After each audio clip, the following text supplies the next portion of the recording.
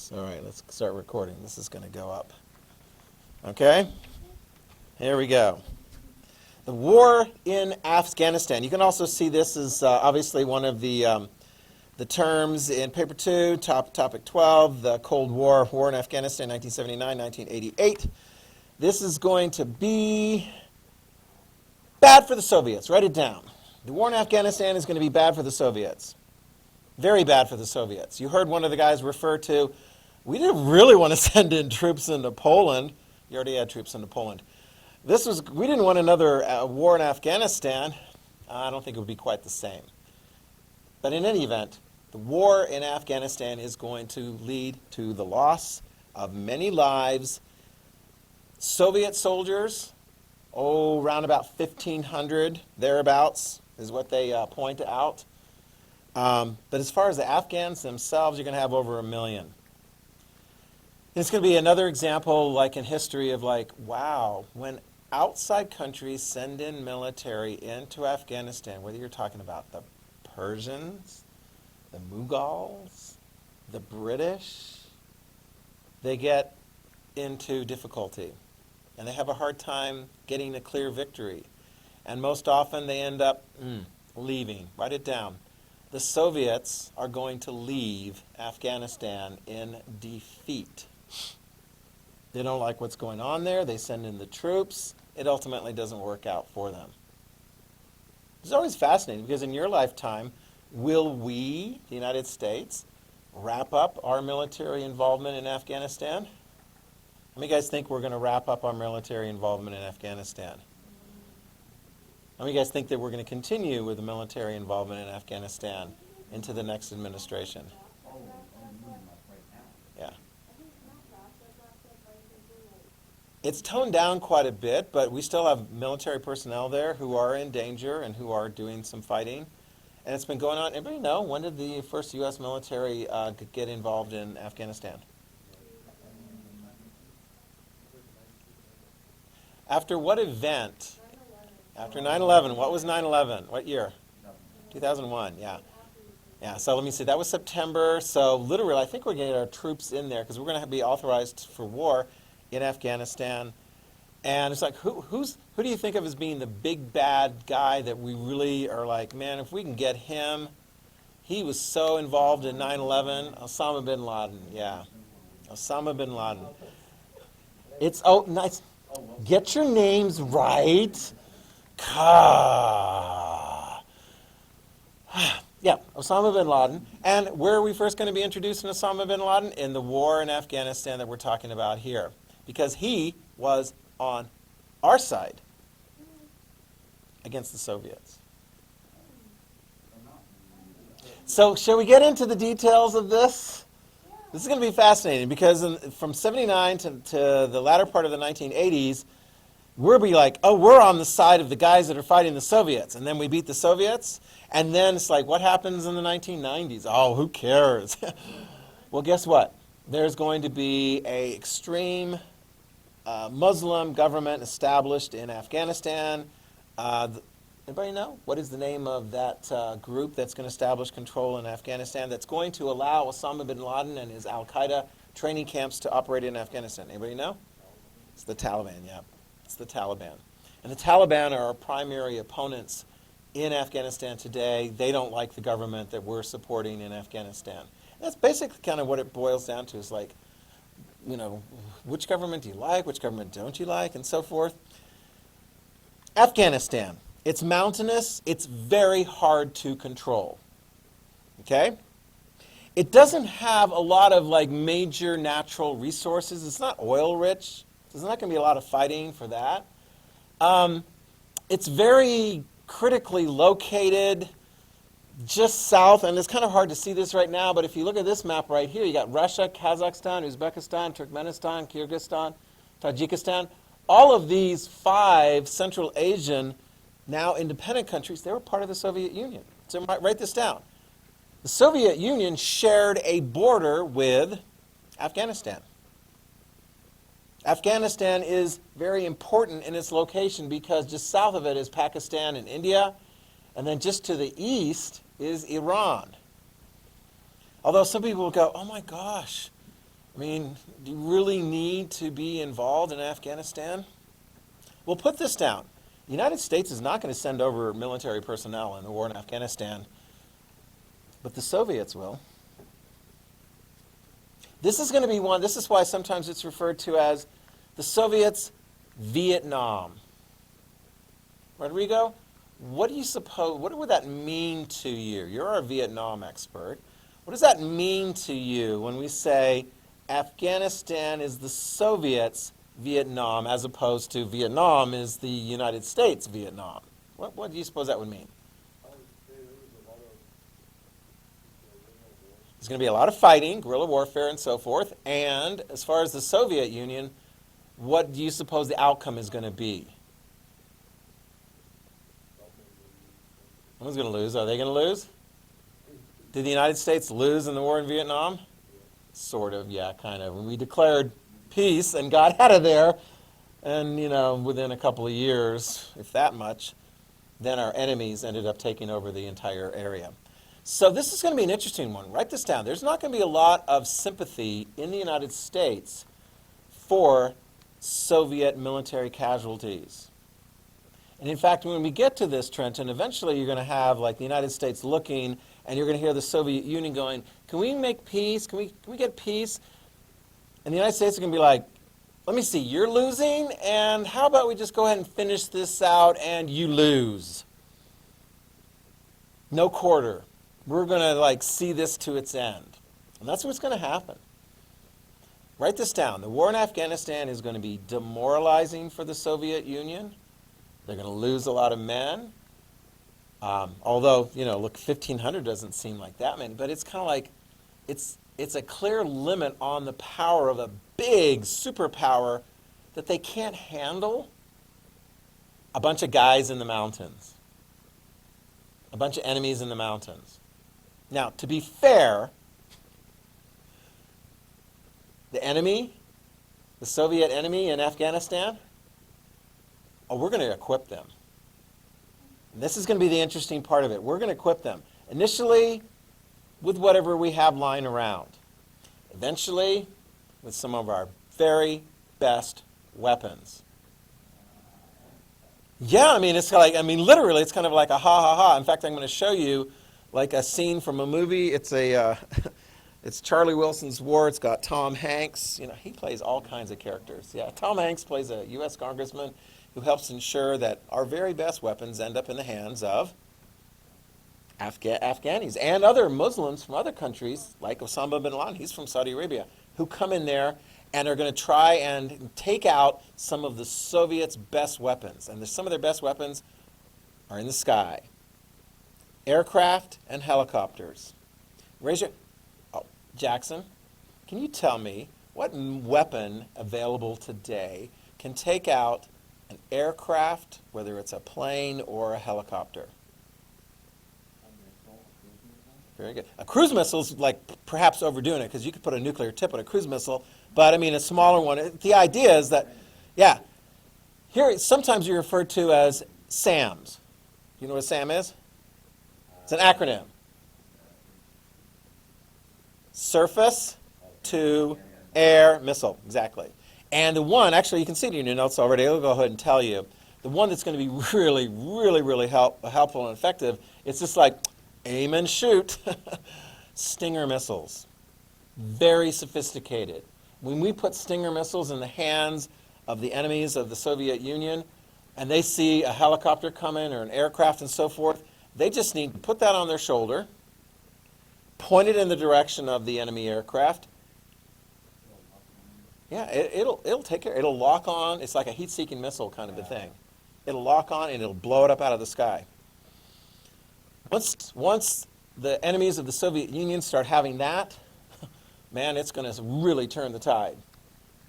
Really turn the tide. And again, this is a mountainous area, very hard to control, but let's start this out.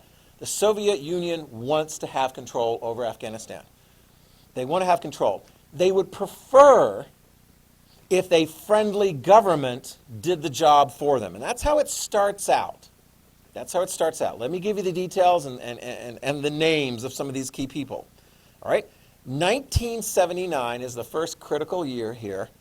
There is a left-wing coup in Afghanistan, in the capital city of Kabul, okay? And the leader of that coup is Nur Muhammad Taraki. Do you see his name? You want to write that down.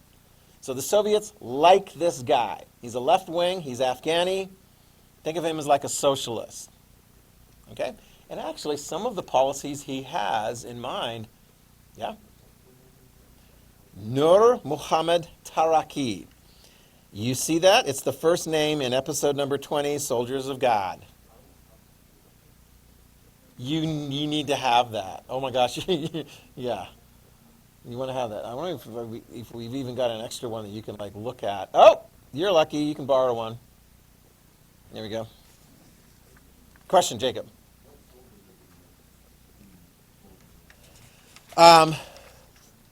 These are going to be, the soldiers of God are going to be the Islamic fighters. And we'll ultimately refer to them as mujahideen. Okay? All right, which we're just about to get to. Yes?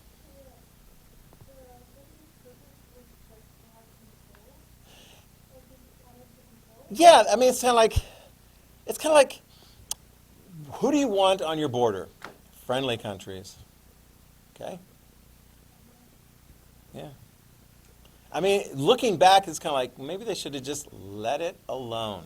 And I think that's ultimately, sadly, I think what's going to ultimately prevail in the United States.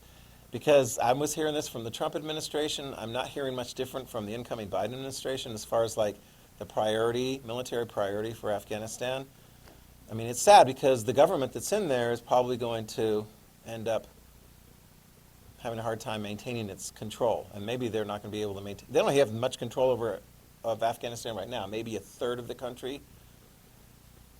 And the rest of the country is going to be groups like the Taliban and affiliated groups. Yeah.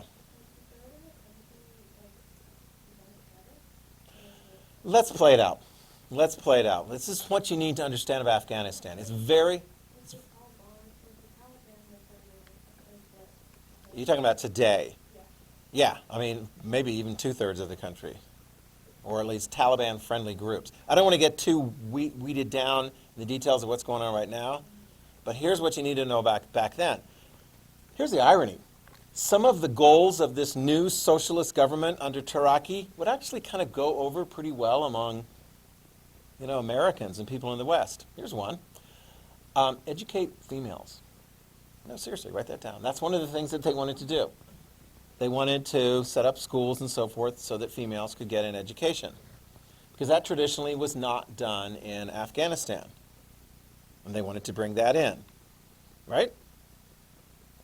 Well, why wasn't that traditionally done in Afghanistan? The Muslim identity within Afghanistan in a lot of parts, particularly some of the rural parts, some of the more distant parts and so forth, is very, very, I want to say old school, very traditional. The leaders of those communities, let's give them a name, those Islamic communities, mullahs. Okay? Mullahs. Okay? We're not talking about money mullah, okay? Mullahs, okay? And these guys do not like what this new left-wing government is doing. They don't like the education of the women part. Oh, land reform was thrown in there too. Don't forget to write that down. That's a typical socialist thing, Land reform, okay? Yeah. So these guys, oh my gosh, batten down the hatches there, fella. All right, so we've got, so the mullahs will start to organize resistance, and they organize resistance in various different areas. It's kind of like, is there one big mullah organized group across Afghanistan? Most. Write this down. Tribal groups. In various different areas, you have different tribal groups.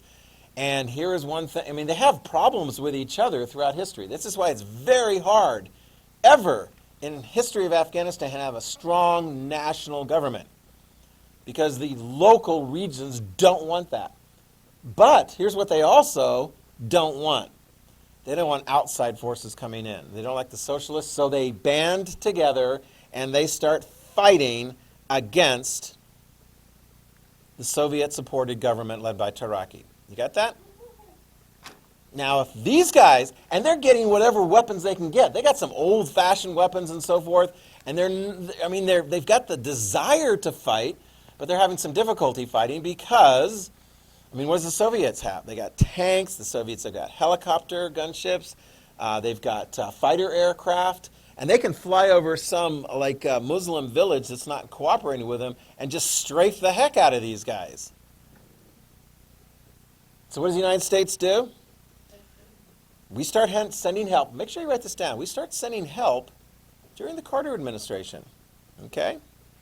In July of 1979, we start sending covert assistance to these guys. And these Afghan soldiers are referred to as, in 79, referred to as the Mujahideen. The Mujahideen. All right? Initially, they're going to be just Afghanis. These are Muslims. They don't like what the Soviets are doing. They don't like what kind of government is being set up there. And they're doing their best to fight. Mujahideen. Do you see that word? That's the second word there. Mujahideen. So think of it who is the fight in Afghanistan between? Well, actually, increasingly, regular Afghanis are leaving the army. It's kind of like the problem we had in Vietnam. Could we rely on the South Vietnamese army to get the job done?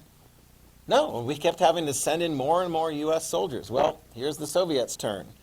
The Soviets are looking, they're going, man, this is not working out very well. This is not working out. So they start sending in more troops. Okay? Or, excuse me, the Soviets consider sending in troops. Will they? Yes, they will. Okay? In the meantime, there's going to be a change in the leadership in Afghanistan. Okay? A new guy takes over. Hafiqullah Amin. You see that? Amin. Yeah, he's the next one on your list. Hafiqullah Amin. He's tough. He's a reformer.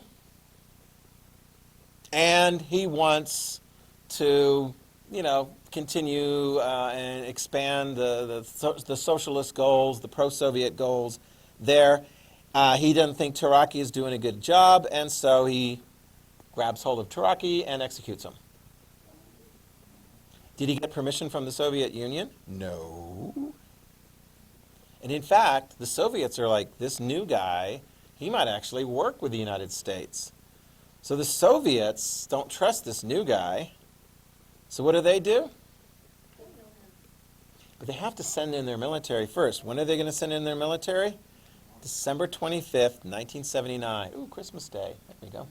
December 25th, 1979, the Soviets, that's when they kind of invade Afghanistan because they don't like the new leader of Afghanistan, and they will kill Amin, and they'll put a new leader in who is more compliant and on tune with what they're doing. Guess what the name of the new leader is? Very good. Babrak Karmal. His name is Karmal. He's very shy. Yeah. Babrak Karmal. So we went through 3 different Afghan leaders, and now we've got Karmal, and we got the Soviet military in Afghanistan. You got that? How did President Carter respond to that, the invasion by the Soviet Union of the movement of the Soviet troops into Afghanistan? We condemned it, yes. All right. So in January 1980, President Carter condemns the Soviet invasion. What were some of the things Ashton, the United States, did in response to the Soviets sending in troops? We did not allow for any more trade of food, yeah. Okay, so grain deliveries. And then what was the other one that didn't go over too well with the athletes? Yeah, no more Summer Olympics. We were not going to participate in the Summer Olympics in Moscow in the Soviet Union. That's summer 1980. Okay? And here's the other part. Then we start sending in even more weapons to the Muslim fighters, the Mujahideen. Now let's see if we can figure this out. Melody, how are we going to get the weapons to the Mujahideen? India's not bordering Afghanistan. Afghanistan borders Pakistan. And India is sort of like, I mean, they're neutral, lean Soviet Union at times during the Cold War. But what's that country between India and Afghanistan? Pakistan. Write it down. Pakistan. Pakistan sees this as a very good opportunity to cozy up and develop even stronger relations with the United States of America. This is fascinating because which of those has had more success with democracy, India or Pakistan? I can tell you what, India has. So you'd think India would be more of like a natural, friendly thing as far as the United States is concerned. But we've already seen this. We saw this at the beginning of the year. What's the relationship between Pakistan and India? Hostile. Yeah, hostile. Yeah, contentious and so forth. I mean, it's kind of chilled out quite a bit after both of them developed nuclear weapons. But here's what we do. We want to get our weapons to the Mujahideen. So we want to sneak them across the border into Afghanistan or maybe fly them in. So how do we do it? Easy. Write it down. Through Pakistan. Through Pakistan. And we start doing that during the Carter administration. In fact, the guy who is heading up this particular component of U.S. foreign policy is the National Security Advisor. So in the midst of this unit, we throw in a Polish name. Carter's National Security Advisor, who will go over and make sure that we get those weapons through Pakistan and to our new friends in Afghanistan. His name is Zbigniew Brzezinski. You see his name in there? Zbigniew Brzezinski. He's not the Secretary of State for Carter, but he's his National Security Advisor. Zbigniew Brzezinski. Do you see that in there? Okay. There's some names. do not confuse him for like being a Polish guy cracking down on solidarity or anything. He's an American. He's got Polish ancestry. In fact, I want to say, because his accent's very strong, I want to say he actually came over in his lifetime. No, Reagan will have somebody else. Yeah, we'll see that. Reagan will have his whole new team for himself. Okay? Who's going to be our guy in Pakistan that we're going to work with? Who's the leader of Pakistan? Muhammad Zia al-Haq. Zia. And next time we'll talk about how that plays out, and then we'll start the video. Oh, yeah. Are we done? Yeah, we are. Yeah. Okay. Very good. Good.